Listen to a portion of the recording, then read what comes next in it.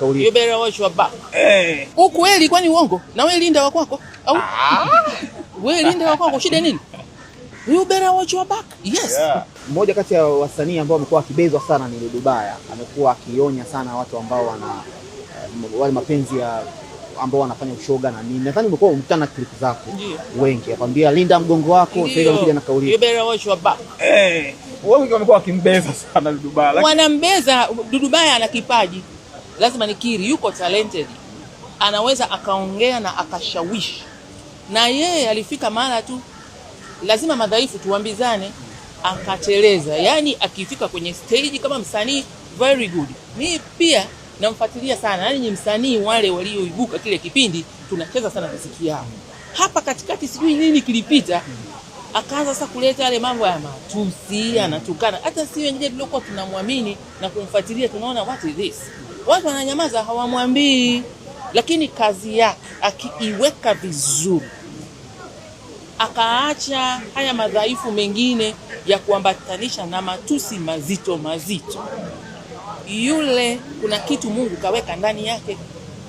Watu wabaya huwa hawawezi kumwambia mtu strength zake, wanashabikia madhaifu yake kwa wakati huo, lakini wanampoteza.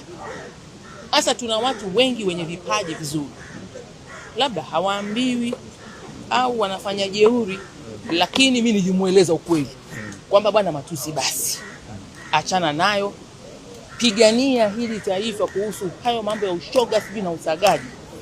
Nasi tuko tayari kushirikiana na wewe, lakini utashirikianaje na mtu ambaye kesho anaamka anaporomoa matusi? Jamani, nasimama naye pale siwezi. Kwa hiyo ajirekebishe, na nashukuru alikuwa kwenye SGR juzi wakati anakuja Dodoma kwenye tamasha la miaka 30 ya wasanii, alikiri kwamba matusi yeye basi. Kwa hiyo tunamwangalia, lakini akiacha akapewa ushirikiano atatusaidia sana na salamu zimfikie. Kipaji anacho, kuna kitu Mungu akaweka ndani yake, akilinde. Na hiyo ajenda yake ya kuambia watu walinde migongo yao, walinde ukweli kwani uongo? Na wewe linda wa kwako? Au wewe linda wa kwako shida nini? You better watch your back. Yes. Yeah. Kwani nini? Yaani nyuma watu wanasema nini? Nyuma yako kuna adui. Adui ni huyu anayekuja na ajenda yake mbaya nyuma yako. Yeye kaongea katika lugha ya kisanii, lakini kaongea katika ukweli wa lugha ya Kiingereza. Ukienda mimi jana nika Google, you better watch your back manake nini? Na nyinyi kasomeni, ni maelezo mazuri tu kwamba nyuma yako kuna adui. Ni katika military sijui languages au wherever, sio kwenye pambana tu kivita kwa mabunduki, hata katika ya maisha yako. Nenda mbele lakini angalia nyuma, nani anakuja mtu mbaya. Kwa hiyo kaiweka vile, sikuona kama ni kauli mbaya kuiweka hivyo.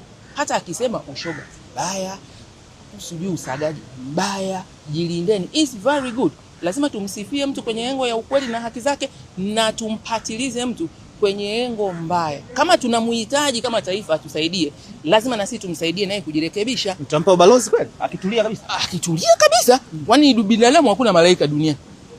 Au Mtume Paulo mwenyewe alikujaje akawa Mtume Paulo? Alikuwa na madhambi yake kutosha kule. Sasa kwa anaitwa Sauli yule.